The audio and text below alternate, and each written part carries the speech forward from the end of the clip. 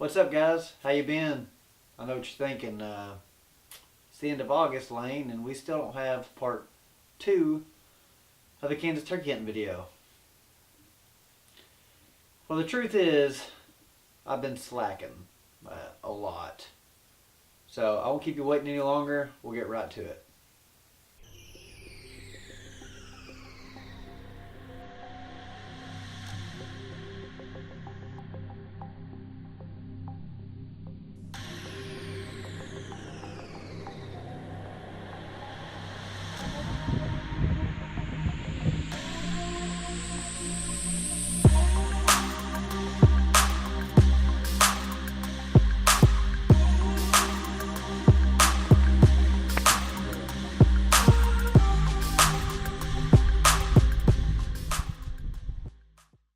So where do we leave off?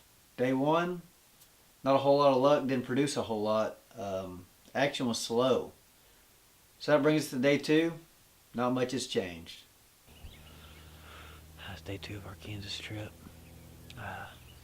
Got in here a little bit late this morning. We were actually up on top of the hill. Had our bird gobbling really close. We were actually way too close to him. Got set up. Didn't have any decoys out or anything. He started calling. When he hit the ground, he quit gobbling, but he stood there about 60 yards. We could see him.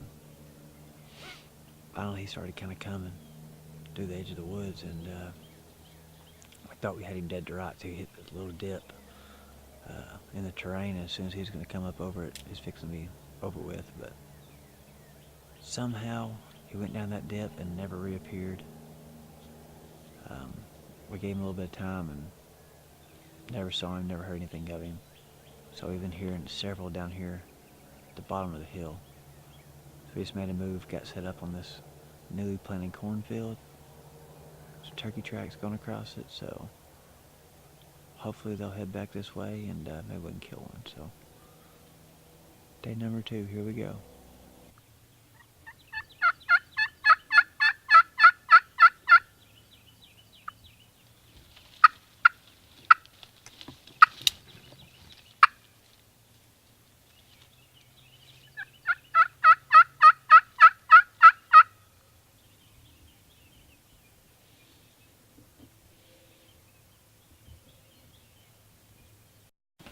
So here's the deal. We didn't film just a whole lot the next 2 days.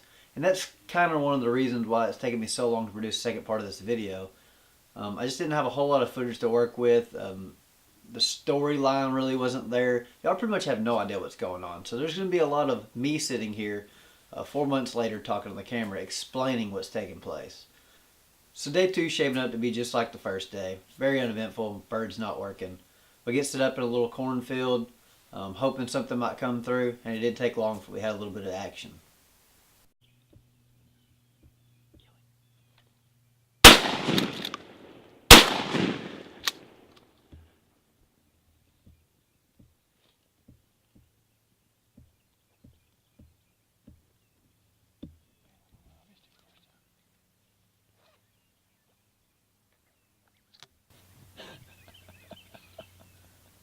Did you see the front flip?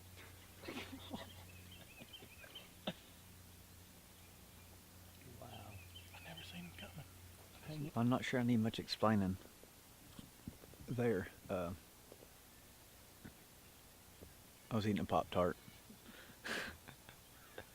And Steven goes, "Coyote." I go, "Is he close?" He goes, "Right in front of me." I looked and he's at 15 yards, standing at the decoys.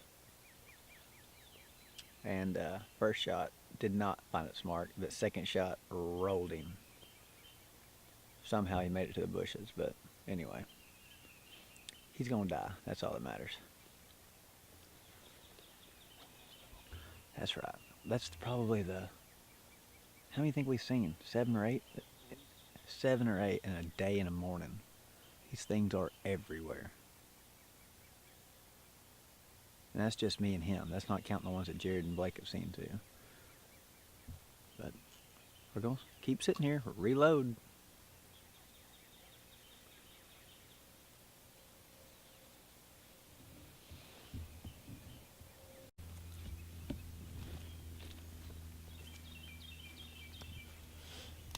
Alright, we're gonna go over here and see if we can't find that coyote laying in the woods that we just shot.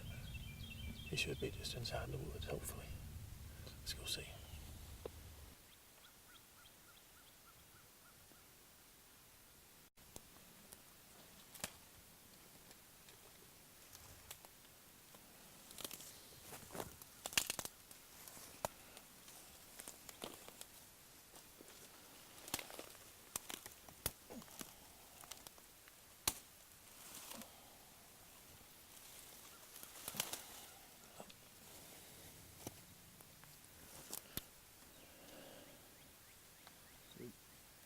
Longbeard XR, not just for turkeys anymore. Well, the turkey hunting has been less than stellar. They didn't gobble for very long today. As soon as they hit the ground, they shut up pretty much. So I don't know what we're gonna do.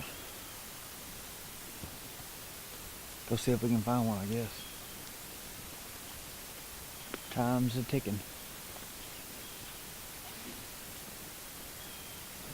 The decoys look good out there,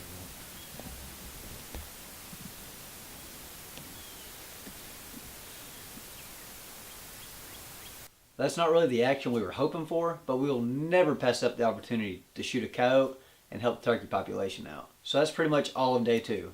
No more action the rest of the day.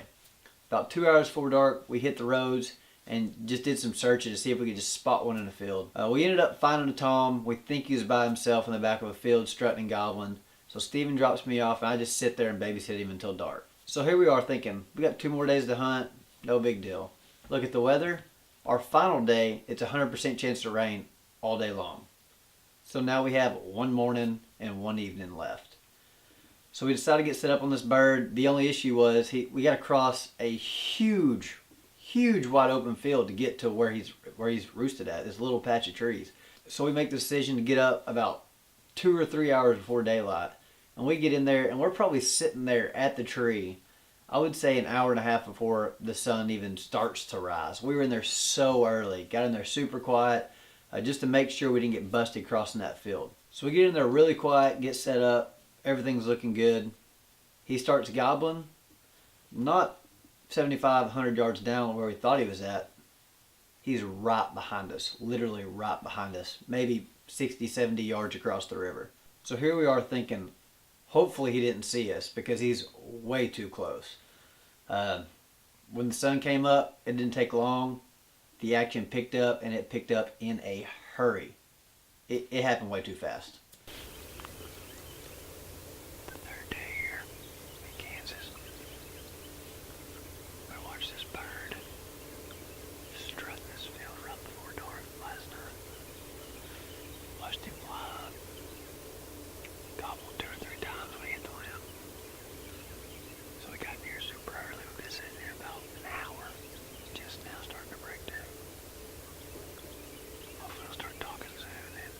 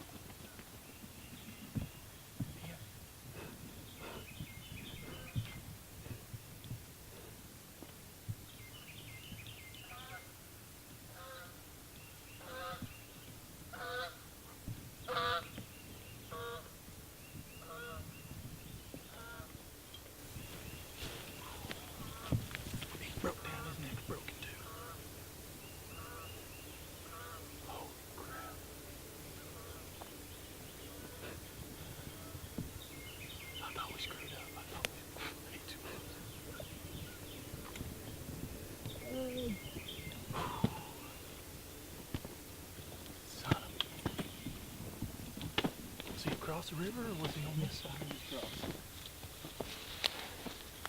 Good job, buddy. Dude, he broke down. Hard. Look at his neck. Did you see him coming through the trees? I heard it, and then I seen him. I seen him coming. I reached for my gun. And I seen him hit the ground. I picked my gun up. I seen him run to the decoy. I go, oh shit, camera. That was sweet.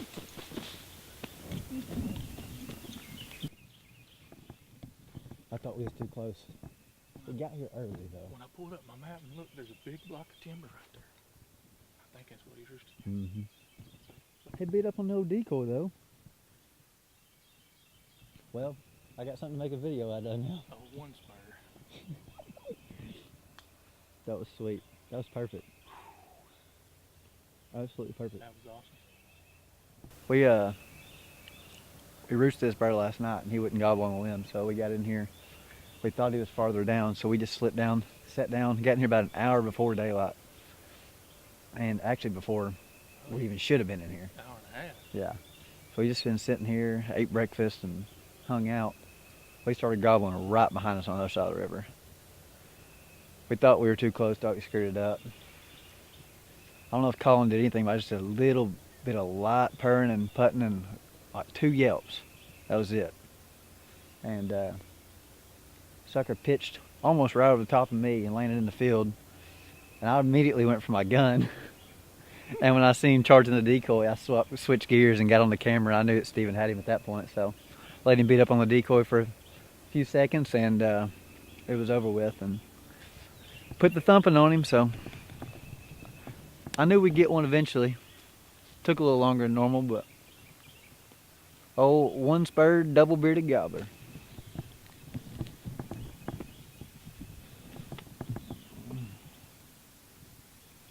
His side's short for some reason. He is kind of messed up, funky there. Pretty. Yeah, he is. Cream tips. Blew the bottom half of his beak off. Holy moly. Told you he was broke down. That was sweet. We can go load him in the truck and go down here and hit these others. Exactly.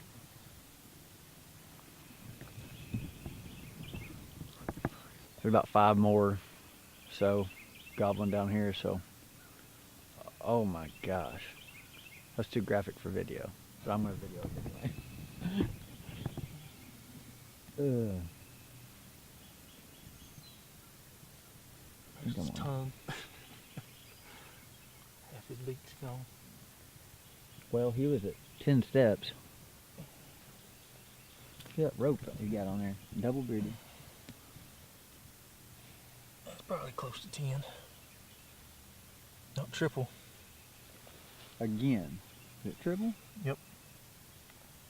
2 years in a row. Well, sweet. Makes it all worth it right there. 3 days of hard hunting. Yeah. Yep, he just gobbled. Time to stick this one in the ditch or somewhere and head over there. Just had another one gobble. Probably be in the edge of that field, I figure. We're fixing to head that way. See y'all in a little bit. So here it is, the last morning. Things are looking up. Steven's got a bird. We got more gobbling. We take off after him. I'm up to bat. And we don't see or hear anything else for the rest of the day. It was bad. It was real bad. Got about 3 hours till dark, and we're sitting there thinking, what can we do to maximize our odds?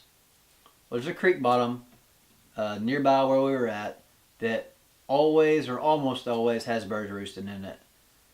So we thought, if we go sit down there, maybe we can catch something coming back to the roost the last couple hours of dark. The front's blowing in, wind's blowing like 40, 50 mile an hour. Nothing can even hear us, we're thinking. So we go down there and set up, and we're just sitting there talking normal to each other, like normal voices, not trying to be quiet. Of course, nothing can hear us anyway because the wind's blowing so hard. Hitting calls as loud as we can every once in a while, just not expecting anything to happen. About the last hour, like maybe the last hour before dark, I look up, 4 longbeards running off the hill, running all the way across the field right at us. And just like that, everything changed. We went from nothing to here they are. I turned on the GoPro. I didn't have this camera. That's how low our expectations were. But I turn on my GoPro. I raise up. Boom, kill one. Boom, kill my second one. Steven pulls up and shoots one at like, I don't even want to say how far it was, but I've seen him kill some very far last year, like 56 steps, and it made it look like a easy shot. It was far, really far. Anyway, I was going to put that footage in here, but the GoPro footage I've somehow managed to lose in this 4-month hiatus. I've looked all over for it, and that's another reason why I've taken so long to make this video. I was searching for that footage. Can't find it. It's not here. But that's what happened. Alright, so here it is, the let me get my zoom in, or my focus in. It's the 19th. It's our, not really our final day. Where's the lighting? Here it is. But tomorrow's gonna be our final day. It's supposed to rain all day tomorrow, so we're pretty much had nothing going on today. He killed that one this morning and it's been dead the rest of the day. The wind's picked up. I'm sure you can probably hear that wind noise. Yeah, it's really loud. Hold on, let me fix that. It might be a little bit better. I know it's really windy, but yeah, the wind picked up. It's blowing like 30 miles an hour. There was nothing going on. We set up on the hill for a little while. Had nothing, so we dropped down in here into this, I don't know if you can see this field below us. And there was some birds roosted down there a couple days ago, so we figured just sit down there and see what happens. We're literally just sitting on a log telling old hunting stories for about an hour, hitting a aluminum slate call for a while, or aluminum pot call. Just trying to reach out there and touch a bird, and pretty much already given up. I mean, it was over. I was already talking about coming up in a couple weeks, maybe fill my tags. And I told Steven, I said, boy, I'd like to just see one come running off that hill here in a second. And he goes, oh dang, there they are. And I thought he was killing me. I was like, what? He goes, get ready. And 4 longbeards ran off the hill, ran all the way down. I turned the GoPro on, didn't even have this camera. We'd already, like I said, given up. So turned the GoPro on, I don't know what you can see, but 4 longbeards ran all the way in there. And that's the aftermath. I got my 2 and he finished up his last one, so we're tagged out. And we can now head home. It all happened in one day. What do you think about that? Pretty exciting. I mean, it's hard to believe it went down like that, but hey, it just takes 1 second to turn things around. That's right. That's right. It turned around quick. And they all got big old ropes on them. Look at that.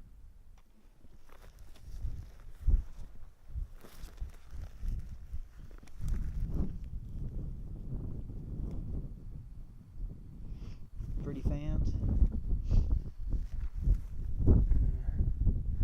2-year-old birds probably. That one's a pretty good one.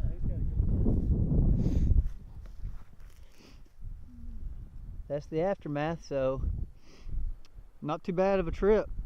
We thought it was bad, but started out bad, ended up the best trip we've had, I think. That's right. That's right. Well, it's fun, man. Yeah. We're gonna do it again, I'm sure. Yeah. Many more years. Well, I hope y'all enjoyed the video. I know there wasn't a whole lot of video going on, but it was really, really tough up here despite the 3 longbeards laying at my feet. It was really tough. So we're heading back to Arkansas and sleep in tonight and get rested up. So thanks for watching. We'll see y'all next time. So while we're talking, you'll see that it's no longer McNew Outdoors. We have recently changed the name. I didn't like McNew Outdoors. I'm sure a lot of y'all didn't either. Nobody wants to wear a shirt or a hat with my name on it. I don't even want to do that. So I was thinking, what's a title or a name that kind of explains what I do? And I came up with Independent Adventures, which explains what I do to a T. I just dream up something and take off. Sleep in my truck, go on all these adventures, do it all on my own. I don't go with guides or anything like that. Not saying I won't ever, but I just take off. That's my kind of hunting. That's kind of how we started going out to Kansas turkey hunting. Years ago, me and my stepbrother decided we wanted to try it. We jumped in a car, his mom's car, take off, and pull out a map, public land. And that's how this all began. And here it is 8 or 9 years later, and we're still doing it. Still killing turkeys at the very first spot we ever found. So I just thought this name was really fitting. Independent Adventures. Leave a comment if you like it. Let me know what you think. I don't know. I just think it's very fitting. Also, the turkey killing machine you're seeing in this video, my buddy Steven Hassel, he came out with a new hat and shirt kind of brand. It's called Red, White, and Hooked. I'll leave a link in the description below to go check that out, as well as his Instagram and Facebook page and all that. He's got some pretty awesome designs. I've already ordered some shirts and hats. Y'all need to go check that stuff out for sure.